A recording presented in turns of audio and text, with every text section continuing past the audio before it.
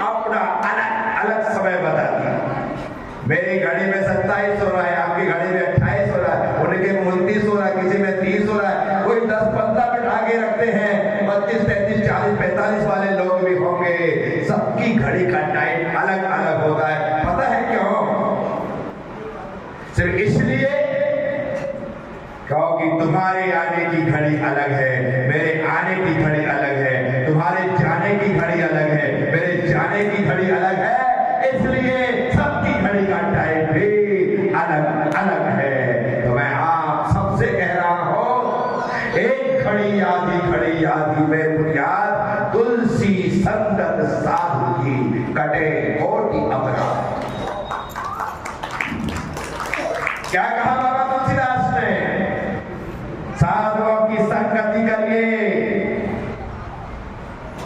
उनके सत्संग में, उनके सानिध्य में, उनके सामिप्य में, उनके निष्ठा में आप जितनी देर बैठते हैं, जितने पल बैठते हैं, जितने क्षण बैठते हैं, बस बेही पल सार्थक है।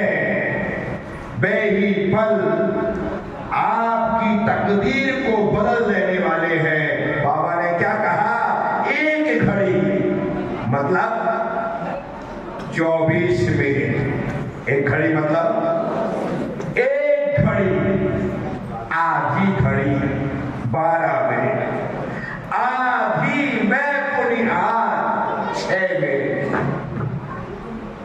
तुलसी संगत साधु की, कटे कोटि अपराध। साधुओं का क्षण भर का समागम मिलता है, जन्मों जन्मों के पाप ताप संताप समाप्त हो जाते हैं। इस साधुओं के समागम का सत्परिणाम होता है। इसीलिए तो वे लोग जो अपने पाप ताप संताप को समाप्त करना चाहते हैं, साधु संतों का सत्संग, संसार के समस्त काम धंधों को छोड़ करके, 3-13 के चक्कर से बाहर निकल करके, 99 के फेर से बाहर आकर के साधुओं का समागम करते हैं और अपने आप को धन्य धन्य मानते हैं। क्या मानते हैं? क्या मानते हैं? चक्रवर्ती भरत रो रहा है, आंखों में आंसू से धारा बह रही है। चक्रवर्ती ही नहीं, उनकी पट्ट महारानी सुभद्रा भी रो रही है। दोनों के दोनों लगातार अश्रुधारा बहाए चले जा रहे हैं। कभी दूर दृष्टि डालते हैं, कभी आसमान में दृष्टि डालते हैं, कभी आगे दृष्टि डालते हैं, कभी पीछे दृष्टि डालते हैं, लेकिन उनकी आंखों में जो दृश्य दिखना चाहिए वो दिखाई नहीं देता है। वे सोचते हैं, आज हमने ऐसा कौन सा पाप कर्म किया है कि साधुओं का पड़गाहन करने का अवसर हमें नहीं मिल रहा है। वे हाथ जोड़ करके द्वार पर खड़े चारों रिद्धिधारी मुनिराजों को आसमान में देखते हैं, राजमार्ग से आते हुए देखते हैं, लेकिन जब दिखते नहीं है तो आंखों में आंसू आ गए। किसके? 6 खंड का अधिपति था चक्रवर्ती, लेकिन सत्कर्तव्यों के पालन में कोई कमी नहीं थी। सुबह वर्धते भयम इस ध्वनि को सुनकर के जागते थे। किस ध्वनि को सुनकर? बोलो बोलो। वर्धते भयम, भय बढ़ रहा है।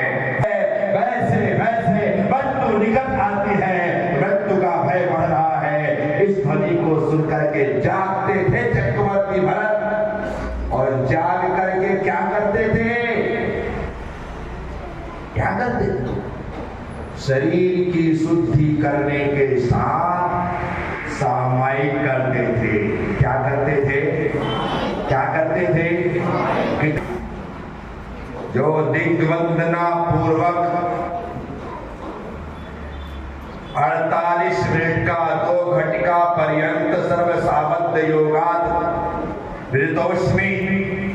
मैं 2 घड़ी के लिए सभी प्रकार के साबद्ध का त्याग करता हूँ, ऐसा संकल्प लेकर के जो सामायिक की जाती है। अब आग बरसे या छत ही गिर जाए, भूकंप आ जाए, धरती फट जाए, लेकिन वह अब जिसने सामायिक ग्रहण की है वो अपने स्थान से रंच मात्र भी हिलेगा नहीं, वहीं पर बैठ करके परमात्मा की आराधना करेगा, आत्मा का ध्यान करेगा। उसका नाम है सामायिक। चक्रवर्ती भरत सुबह उठ करके सामायिक करते। क्या करते थे? क्या करते थे? सामायिक करने के बाद अपनी दैनिक चर्या क्रिया से निवृत्त होकर अर्थात स्नान ध्यान करने के बाद वे सीधे शुद्ध वस्त्रों को धारण करके भगवान जिनेंद्र के जिनालय में जाकर के भगवान का अभिषेक करते। क्या करते? उनकी रानियां अभिषेक देखती थी। नियम तो यही है, आप जब अभिषेक देखें, पति अभिषेक करे, आप अभिषेक देखें और फिर पति भगवान का गंधोदक लेकर के आपको दे कि देख देवी, घर में हम स्नान करते हैं तो बाल्टी भर पानी गंदा करते हैं। अब उस गंदे किए पानी का प्रायश्चित यही है कि मैं 1 कलश पानी को गंधोदक कर देता हूँ, उसका प्रायश्चित है। आप नहा रहे हैं, पानी बर्बाद कर रहे हैं और आपके बर्बाद करने से जो दोष लग रहा है उसका प्रायश्चित यही है कि आप इतने से कलश को भगवान के ऊपर डाल करके उस गंदे करने वाले पानी का प्रायश्चित पानी को गंधोदक बना करके करो। गंधोदक की सामर्थ्य पता है क्या है? क्या सामर्थ्य गंधोदक?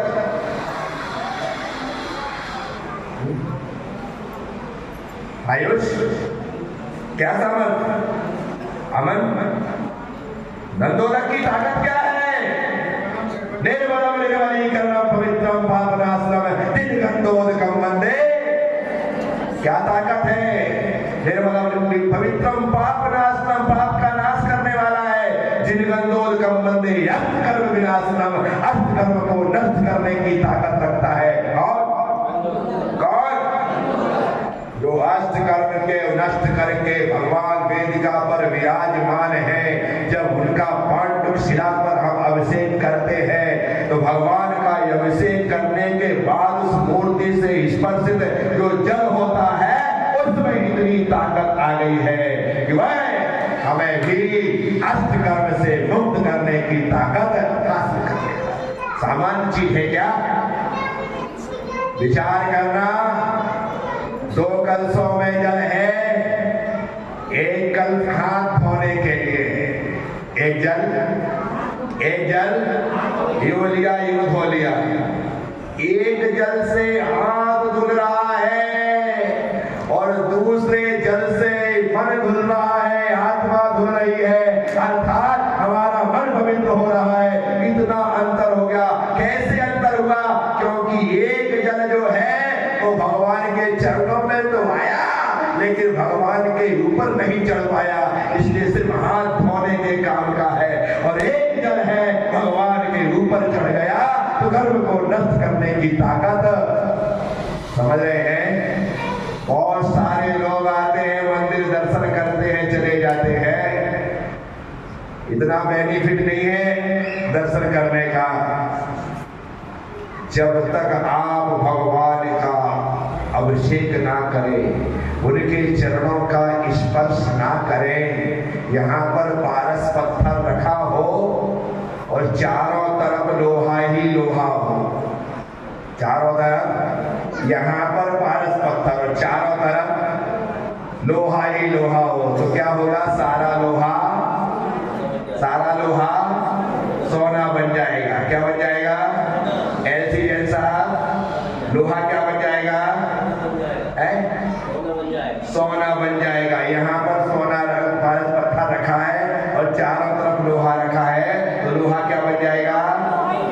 बैठ जाओ वहीं पर, नहीं तो इस्तीफा ले लूंगा महासभा से।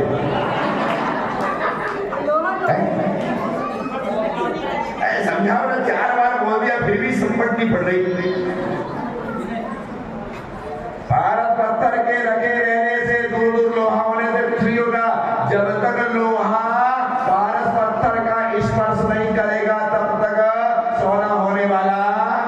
अब बोलो,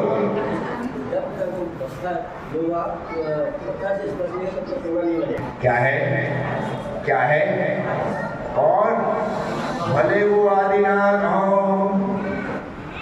भले ही वो शांतिनाथ हो, भले ही वो पार्श्वनाथ हो, भगवान की जो मूर्त है वह पारस पत्थर के समान है। जब यह लोहा उस पारस पत्थर का स्पर्श करेगा तभी जाकर के सोना बनेगा।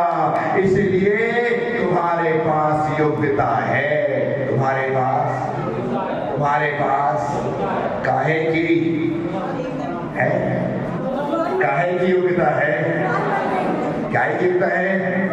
तो जब से भले मत करो, लेकिन नियम करो कि धोती दुपट्टा पहन करके ही मंदिर जाऊंगा। क्या नियम करो? धोती दुपट्टा पहन करके ही मंदिर जाऊंगा। बताओ, तो सोने का स्पर्श, लोहा यदि उस पारस का स्पर्श करेगा तो सोना। इतना तो करो साथियों, मैं आपसे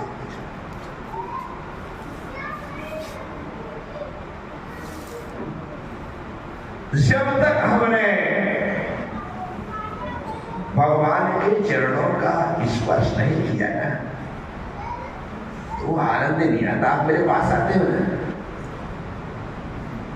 इच्छा होती है एक बार बोलो ना, चरण छू ले, कैसा लगता है? और छुओ नहीं तो मजा नहीं आता कि आज दूर दूर से दर्शन किया है, पैर नहीं छू पाए, आनंद नहीं आया। जब आपको मेरे चरण छूने में आनंद आ रहा है ना, तो मैं गारंटी देता हूँ कि आप एक बार मेरी बात मानो, धोती दुपट्टा पहन करके मंदिर आना शुरू करो और भगवान के चरण छूने का नियम ले लो। आनंद ना आए तो मेरा नियम मुझे वापस दे जाना। क्या आनंद ना आए तो मेरा नियम मुझे वापस दे जाना, मुझे वापस दे जाना। इसीलिए मैं आप सबसे कह रहा हूं साथियों, ये सौभाग्य है हमारा कि हमें जैन कुल में जन्म मिला, और दुर्भाग्य हमारा कि जैन कुल में जन्म मिलने के बाद भी हम जैनों जैसा कुछ नहीं कर पा रहे। जो कर रहे हैं उनका तो कहना ही क्या, उनका तो, लेकिन जो नहीं कर पा रहे हैं मैं उनसे कह रहा हूं कि हमें जो कार्य हम कर सकते हैं वह कार्य करना चाहिए। इन महिलाओं से पूछो, ये सोचती है काश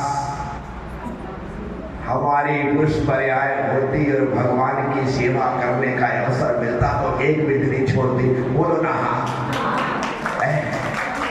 और इनके पास है जिनको लगता है काहे को पुरुष बनकर महिला रहते हुए बोलते ही नहीं, बढ़िया है नहीं। जो हमें अवसर मिला है उसका लाभ लिया जाना चाहिए, अन्यथा हमारे पास पछतावे के अलावा और कुछ नहीं होगा। इसलिए साथियों, मैं आप सबसे कह रहा हूं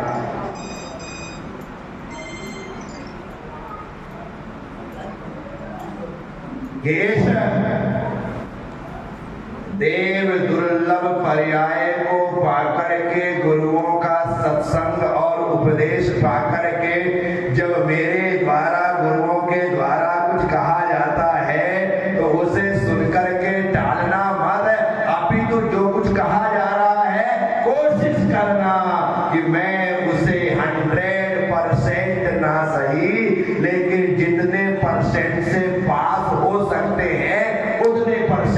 स्वीकार करता। कितने परसेंट से पास होते हैं? 33, मतलब 40 में 7 कम, 50 में 17 कम, 100 में 67 कम, वही 33 ना? हाँ, 33%। कितने परसेंट? इतना तो हमें करना है। पासिक मार्क्स होना चाहिए।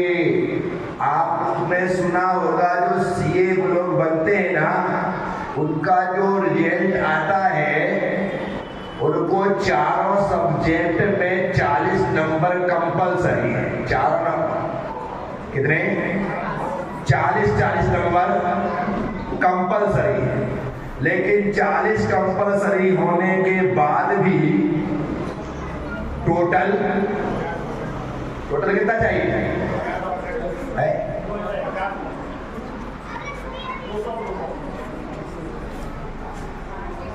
200 चाहिए। कितना चाहिए? 200। 40 नंबर में आपको हर सब्जेक्ट में हो, लेकिन टोटल 200। कमाल का विचार। 400 में 200, 40 तो चाहिए। एक में 40 है, दूसरे में ज्यादा आप टोटल आपको करना पड़ेगा। और पासिंग मार्क्स सब में मिलने के बाद यदि टोटल नहीं हुआ तो गए। इसलिए आप भी अपने 4 पेपर सिलेक्ट कर लो। 4 पेपर सिलेक्ट कर। ये मुझे अभिषेक का, पूजा का, जाप का, स्वाध्याय का, संयम में ब्रह्मचर्य का या और एकासन का, उपवास का, दान में आहार दान का, औसत दान का, जो भी आपको लगता है, 4 कोई भी स्वीकार करना है। कितने करना है? 4। और चारों चीजों में आपको 40 नंबर कंपलसरी लाना ही लाना है। कितने लाना है? लेकिन टोटल जो है वो 200 चाहिए। कितना चाहिए? 200। अब आप किसी को ज्यादा करो, किसी को कम करो, वो आपके ऊपर है, लेकिन ये टोटली होनी चाहिए। जरा सा अकाउंट संभालने के लिए उस सीए को टोटल 200 चाहिए, तो हमें अपने जीवन के अकाउंट को व्यवस्थित करने के लिए भी 200 अंक तो चाहिए ही चाहिए। इसलिए आप लोगों को, हम लोगों को, सब लोगों को अपने हिसाब से विषय सिलेक्ट करना है और उसमें आपको 200 अंक लाना है। संभव है। आपके पसंदीदा विषय हो सकते हैं, सीए वाले ही होते ना। किसी को लॉ पसंद होता है, किसी को अकाउंट पसंद होता है, जिसको जिसमें होता है तो उसमें अच्छे नंबर ले आता है और उसमें अच्छे नंबर टोटलिंग में फायदा दे देते हैं। बस किसी को अभिषेक में खूब मजा आ रहा है, पूजा में मन नहीं लगता, किसी का पूजा में खूब मन लगता है, जाप में लगता है, किसी का जाप में खूब मन लगता है। जिसमें 50 वाला फेल लेता, अपने से एक नहीं को 50 फेल लेता, इतना मन लग रहा है। किसी का जाप में खूब मन लगता है, किसी का स्वाध्याय में ऐसा मन लगता है कि भाई 25 50 पेज पढ़ लेता है। कमाल। तो आप यदि ऐसा कर रहे हैं तो समझना कि उसमें नंबर ज्यादा मिल रहे हैं, दूसरे में कम मिल रहे हैं, लेकिन टोटल बराबर हो जाने वाला है। साथियों, मनुष्य जन्म पाने के बाद, जन्म पाने के बाद हमें इन सब चीजों पर भी ध्यान देने की आवश्यकता है। मुझे आकर के सुन रहे हो ना?